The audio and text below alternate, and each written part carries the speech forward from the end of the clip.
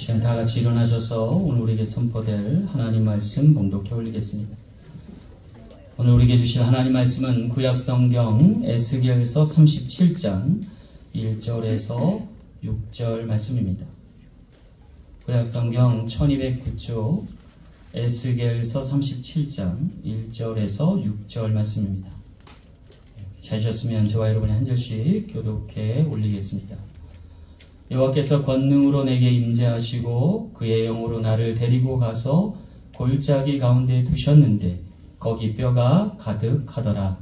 나를 그 뼈 사방으로 지나가게 하시기로 그 골짜기 지면에 뼈가 심이 많고 바짝바짝하더라. 그가 내게 이르시되 인자야 이 뼈들이 능히 살 수 있겠느냐 하시기로 내가 대답하되 주 여호와여 주께서 하시나이다. 또 내게 이르시되 너는 이 모든 뼈에게 되어라야 여기를 너희 많은 뼈들아 여호와의 말씀을 들을지어다. 주 여호와께서 이 뼈들에게 이같이 말씀하시기를 내가 생기를 너에게 들어가게 하리니 너희가 살아나리라. 함께 읽겠습니다. 너희 위에 힘줄을 두고 살을 입히고 가죽으로 덮고 너희 속에 생기를 넣으리니 너희가 살아나리라. 또 내가 여호와인 줄 너희가 알리라 하셨다 하라. 아멘. 잠시 기도하고 말씀 전하겠습니다. 참 좋으신 아버지 하나님, 오늘 이 시간 말씀하시되 그 말씀에 생기 먹어 하나님의 은혜 안에 믿음의 활력을 얻고 살 소망을 얻고 하나님 안에 생명의 풍성함으로 나아갈 수 있도록 인도하여 주옵소서. 우리의 들을 귀 마음은 열어 주옵시고 옥토와 같은 마음으로 아멘으로 화답하는 복된 인생이 되게 하여 주옵소서. 감사드리며 거룩하신 예수님 이름으로 간절히 기도하옵나이다. 아멘.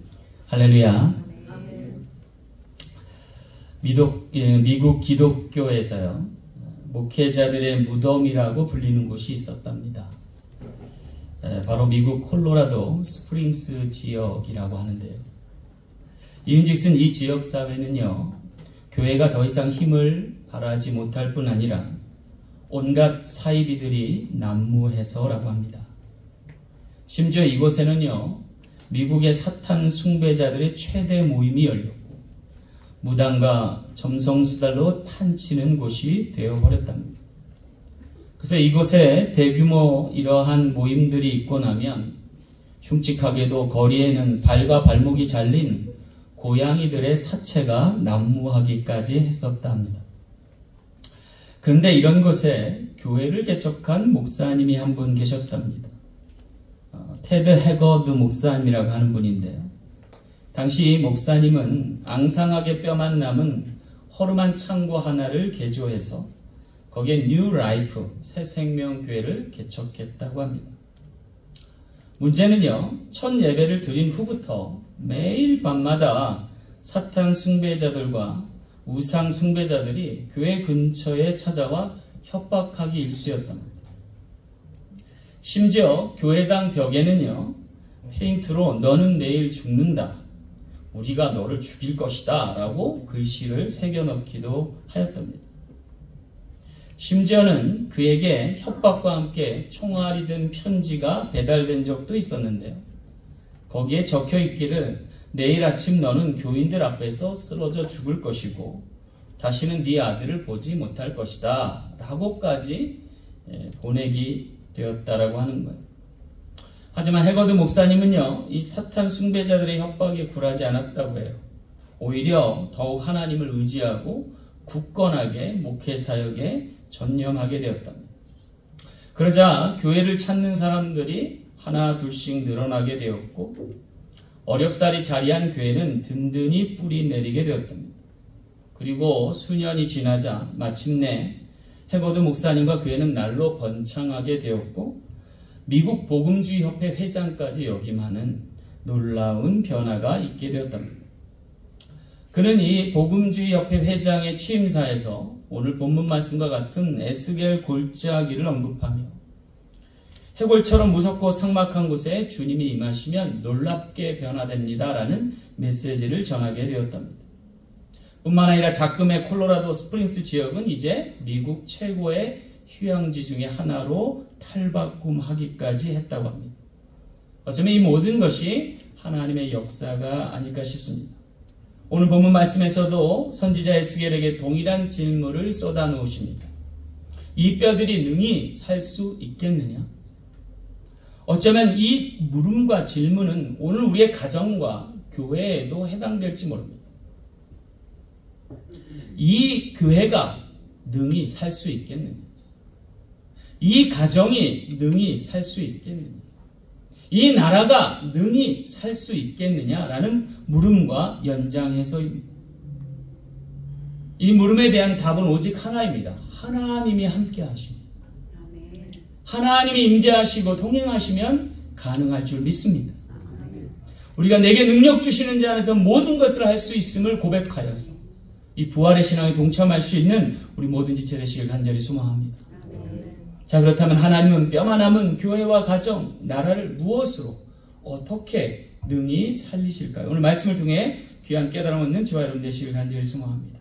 첫째는요, 주의 권능으로 살리십니다. 1절 말씀 함께 보겠습니다. 여호와께서 권능으로 내게 임재하시고 그 영으로 나를 데리고 가서 골짜기 가운데 두셨는데 거기 뼈가 가득하더라 그랬어요. 여기 뼈만 앙상에 남아있던 골짜기의 그 뼈 무더기를 보면서 에스겔 선지자에게 들려주신 하나님의 말씀입니다. 여호와께서 권능으로 임하시고 그 영으로 데리고 가사라는 표현을 보면 흡사 이는 신약에 있는 뼈만 앙상하게 남아있던 예수님의 제자들 그리고 그 무리와 함께 모여있던 오순절 마가의 다락방을 연상케도 합니다.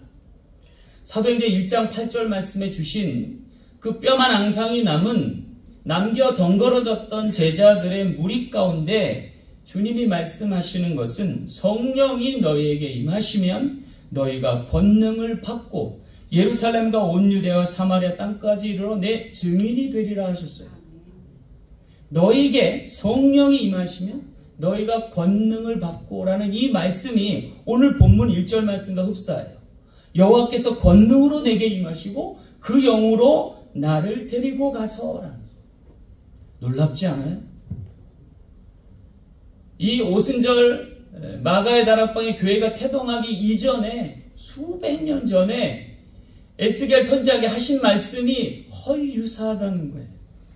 여호와께서 권능으로 내게 임하시고 그 영으로 나를 데리고 가사. 여기 성령이 너에게 임하시고 너희가 권능을 받으면 이라는 말씀과 동일선상에 있다는 거죠. 오병이어의 사건 당시 수만 톤 군중들, 수만 명에 이르던 사람은 온데간데 없고 예수님이 십자가에 돌아가시자 거기에 남겨진 예수님을 따르던 무리들은 고작 120명밖에 안 남은 거예요. 오병이의 당시에는 남자의 수만 5,000명인데 예수님의 십자가에 못 박혀 죽으시고 나자 120명밖에 안 남은 거죠. 뼈대만 남은 교회에 놀랍게도 하나님의 신 성령이 임하시니까 그들이 권능을 받게 되고 놀라운 변화가 있게 되었다는 거예요. 마치 마른 뼈의 환상처럼 하나님의 생기가 더해지고 하나님의 영이 임하시고 권능이 임하시면 놀랍게 변화되는 것과 같은 이치라는 거예요. 우리가 여기서 주목할 것은요, 이 성령의 임재가 하필 골짜기였다는 거예요. 그리고 골짜기에 널브러진 마른 뼈들에게 있었다는 거예요. 여러분, 골짜기가 어떠한 곳이죠? 골짜기는요, 인적이 드문 곳이에요. 또 사람들이 외면하는 장소 중에 하나입니다. 거기에는 절박함이 있어요. 또한 사람들이 어찌할 수 없는 무기력함도 함께 있습니다. 그런데 하나님께서는 왜 이러한 곳에서 역사하기 시작하는 걸까요? 그것은 세상과 인간의 끝이 하나님이 시작일 수 있음을 보여 알게 하기 위해서라는 거예요. 그래서 오늘 우리가 골짜기에 있어도 두려워하지 말아야 돼요. 왜냐하면 하나님이 함께 하실 수 있는 자리이기 때문에.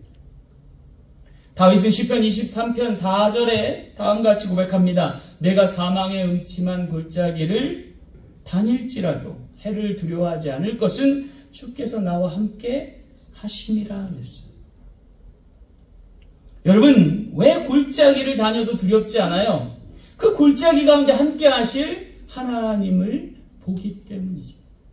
그 하나님이 함께 하시면 권능으로 임하실 것이고, 그 권능으로 임하실 때 권위와 권세는 회복될 것이며, 비로소 하나님의 통치와 다스림이 나타나기 시작하기 때문입니다. 하나님이 진정 원하시는 것은 이것입니다. 그 골짜기로부터 하나님께서 뿌리 내리시고, 그 골짜기를 통해서 축복의 통로가 되게 하시는 거죠. 그러면 가뭄의 때도 이길 수 있는 하나님의 공급하심이 이것을 통해 나타난다는 거죠. 따라서 오늘 우리가 골짜기를 상기하면서 기억해야 될 것이 있어요. 어려울 때일수록 우리가 더 낮아져야 한다. 더 겸허해야 한다. 그로 인하여 메마른 골짜기에도 하나님의 은혜와 은총이 있음을 깨닫고 복음의 통로로 자리할 수 있는 우리 모두 되길 간절히 소망합니다. 여러분, 왜 하필 골짜기일까요? 여러분, 사망한 음침한 골짜기에도 예상치 못한 은혜가 있으면 거기는 곧 행운이 아니라 사명이기 때문입니다. 버림받은 우리가 죽임당한 영혼이 주의 권능으로 은혜받고 살아났다면 거기선 은혜의 자리를 넘어 사명의 자리가 될 수 있기 때문입니다. 어쩌면 값진 것을 값없이 주시되 골짜기를 지나게 하시고 광야도 관통하게 하시는 이유는 오늘 우리로 사명자로 만들기 위해, 오늘 우리를 다지고 또한 새롭게 하시기 위해 골짜기에 두실 수 있다라고 하는 사실이에요.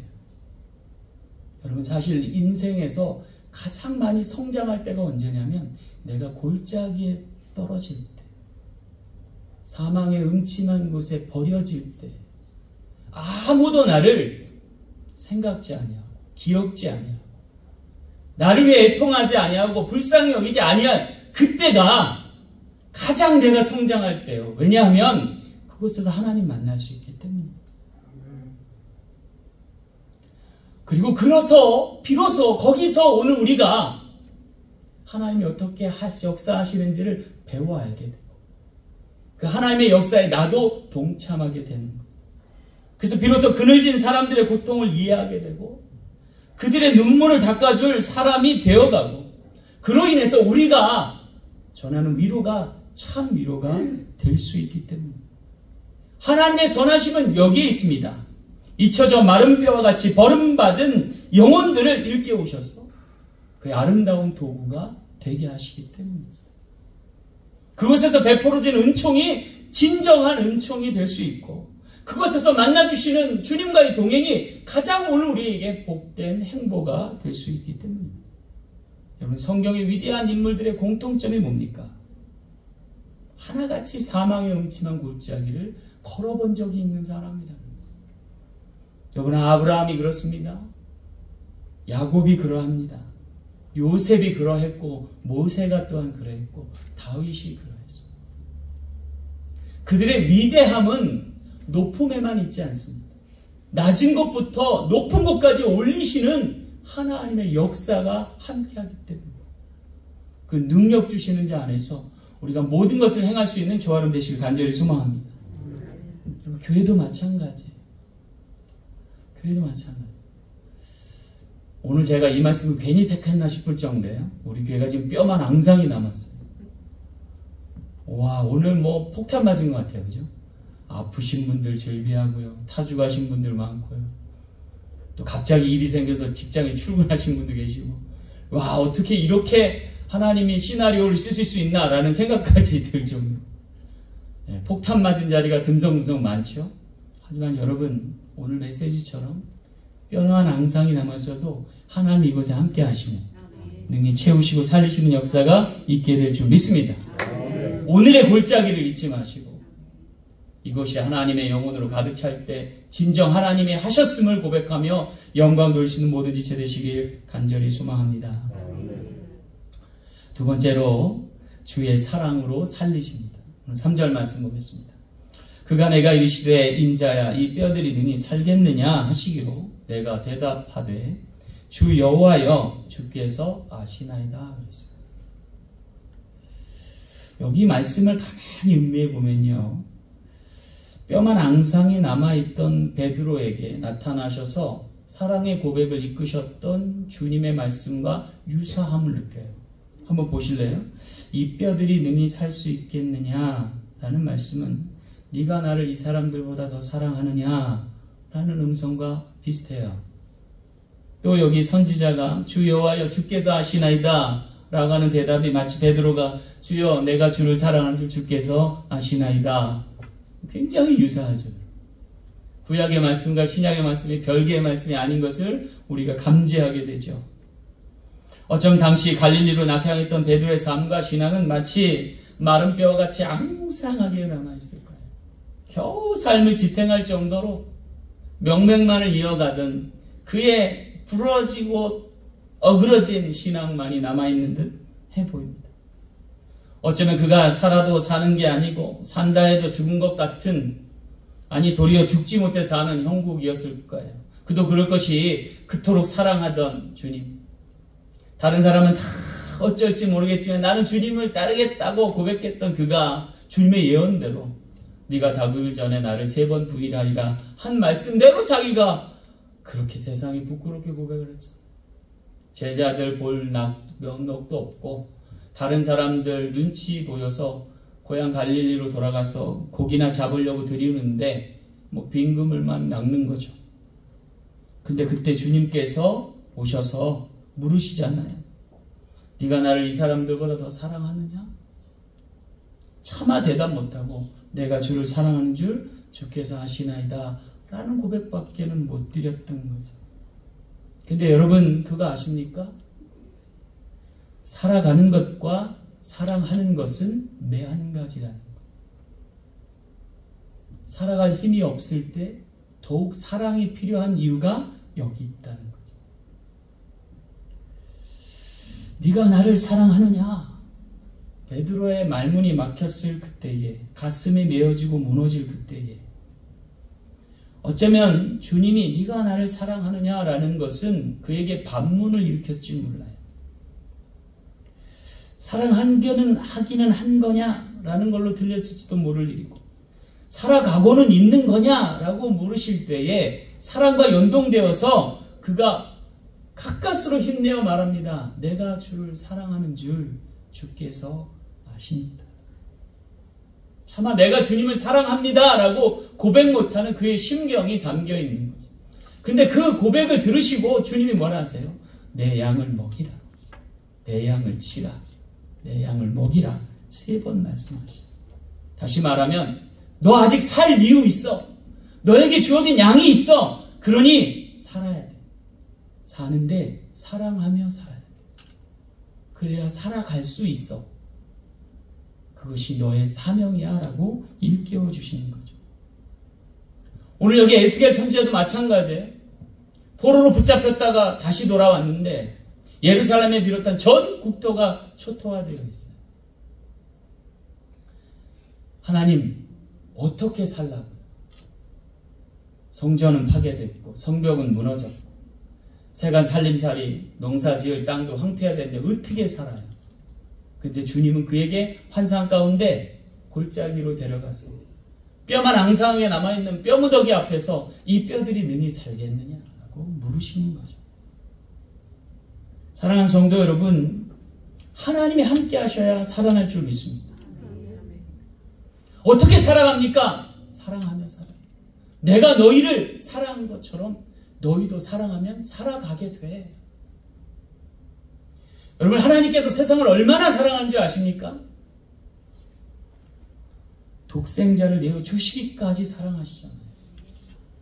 하나님이 세상을 이처럼 사랑하사 독생자를 주셨으니 이는 저를 믿는 자마다 멸망치 않고 영생을 얻게 하려 하십니다. 하나님은 죽이기도 하시지만 살리기도 하시는 하나님이에요. 세상을 심판하실 수도 있지만 구원하실 수도 있는 하나님이에요. 그 하나님이 우리와 함께 하심을 믿고 다시금 살아갈 용기 내요. 사랑하며 극복하며 살아갈 수 있는 저와 여러분 되시길 간절히 소망합니다.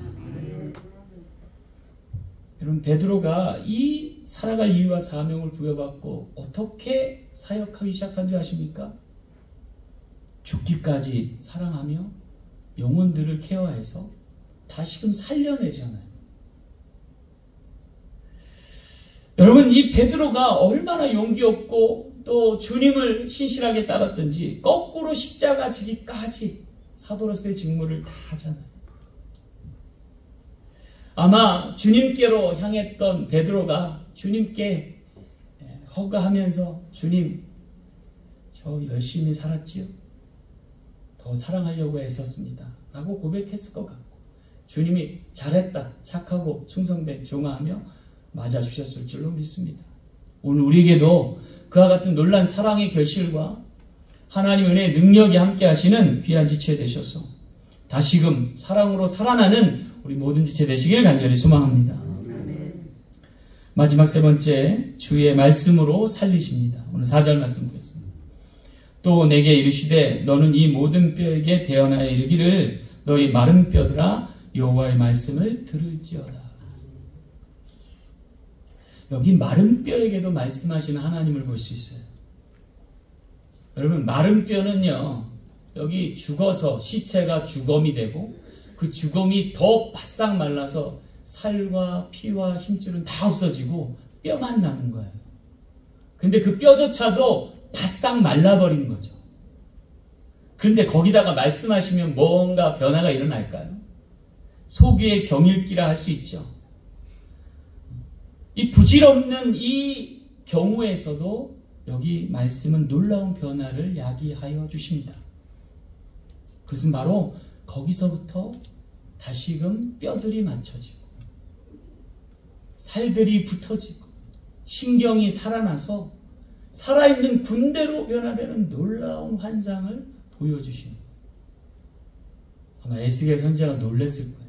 달그락달그락 거리던 뼈들이 서로 맞춰지고 살이 붙고 신경망이 살아나고 거기에 혈액이 돌면서 살아있는 군대의 모습으로 변하는 거예요. 여러분, 이것은 신앙의 놀라운 힘입니다. 여러분, 죽어가던 메마른 영혼도 그와 같을 수 있다라고 하는 거죠. 하나님이 함께 하시고 하나님이 생기를 불어넣어 주시면 그와 같이 놀랍게 변화될 수 있다는 거죠. 여러분, 이것이 우연일까요? 자연일까요? 그냥 세상에 와보니 되어진 걸까요? 아니요. 하나님이 역사하시기 때문에. 어쩌면 우리의 신앙은 사선을 넘을 때 새롭게 되게 하는 줄 믿습니다. 해산의 고통이 없이 어떻게 생명이 잉태되겠습니까? 모두가 하나님이 생기 불어넣어 주시듯 오늘 우리에게 행하시는 역사다라고 하는 거예요. 태초에 하나님이 사람을 창조하신 후에 진흙을 이어 그 형상대로 만드시고 거기에 생기를 불어넣어 생명이 되게 하셨습니다. 모두가 하나님이 말씀하셨기 때문에 가능합니다. 생기를 불어넣으셨을 때 생겨난 일이다라고 합니다. 따라서 오늘 우리가 하나님의 영을 공급받지 않으면 이와 같은 역사가 일어나기 어렵다는 거죠. 마찬가지예요. 하나님이 함께 하시고 오늘 우리에게 생기를 불어넣으실 때 오늘 우리가 다시금 소생하여 살아나는 귀한 역사이길 간절히 소망합니다. 여러분, 아담과 하와가 선악을 알게 하는 나무의 열매를 따먹고 문제가 생기기 시작했죠. 어쩌면 오늘 우리의 일상도 마찬가지예요.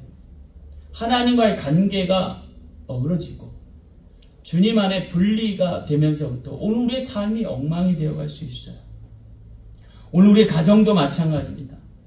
에덴 동산 같던 신혼기를 지나 아이가 생겨나면 오늘 우리가 육아의 전쟁을 치르고 양육의 짐을 떠안으면서 부부애가 점점 메말라갈지 모릅니다. 그렇게 살아가고 늙어가다 보면 어느새 앙상한 뼈만 남게 될지 모르죠. 가끔가다 우리 권사님들 이렇게 뵈면 자꾸 말라가시는 모습이 너무 애통해요. 뼈만 남아서인지 아마 자주 부대끼시나 봐요. 시리고 저린 곳이 많다라고 토로하세요. 저도 몰랐는데 요새 손가락이 조금 아파요.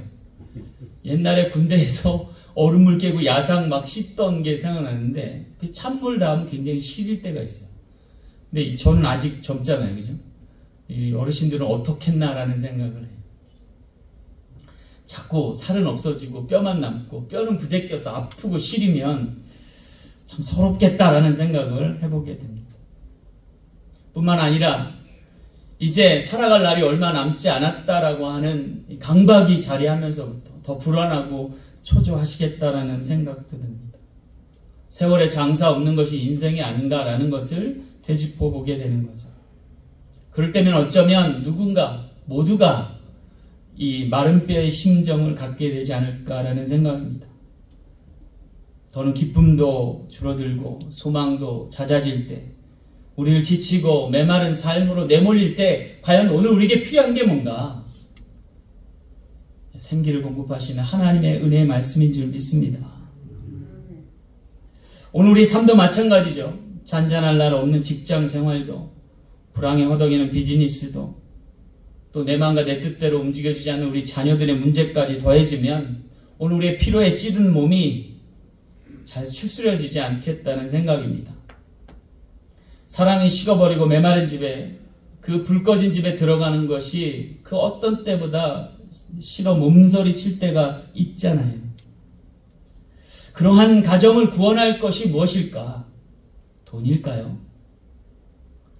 총일까요? 어쩌면 말 한마디가 아닐까라는 생각이에요. 위로의 말 한마디. 그것이 오늘 우리를 다시금 살 희망과 용기를 주잖아요. 그러면 우리의 말 한마디가 어떻게 하면 위로가 될까? 하나님이 말씀하시듯 하면 되지 않을까요? 베드로전서 4장 11절 말씀에 만일 누가 말하려면 하나님의 말씀을 전하는 것 같이 하고 누가 봉사하려면 하나님이 공급하시는 힘으로 하는 것 같이 하라 하셨습니다. 오늘 우리가 다시금 오늘 예배 시간을 통해서 각인해야 될 것 같아요. 그래, 말 한마디가 너무 소중하다. 누구에게는 뼈 아픈 침소가 되겠지만 누군가에게는 따뜻한 위로의 말 한마디가 될 수 있으면 오늘 우리가 다시금 살아나게 될 줄로 믿습니다. 옛말에도 말 한마디에 죽고 사는 것이 인생이라 하였습니다. 천냥빚도 갚는다 하였습니다. 오늘 우리가 위로의 말을 건넬 수 있는 하나님의 영혼 되시길 간절히 소망합니다. 그리 되기 위해서는 말씀으로 무장돼야 되고 말씀으로 변화되어야 될 줄로 믿습니다. 그 말씀에 생기를 더하시고 은총을 더하시는 놀라운 은혜가 오늘 한 주의 삶을 승리로 이끌 줄로 믿습니다. 누가든지 말 한마디에 상처받지 마시고 오히려 위로의 말을 건넬 수 있어서 하나님의 은혜로 생기 더하고 하나님의 은총 가운데 영원히 소생할 수 있는 한 주간의 모든 지체 되시길 간절히 소망합니다. 말씀을 맺겠습니다. 우리 사람의 인체와 유사하게 닮은 구조물 가운데 대표적인 것이 건물이라는 것이 있습니다. 각각의 건물은요, 인간의 뼈대에 해당되는 골격이라는 것을 갖고 있습니다.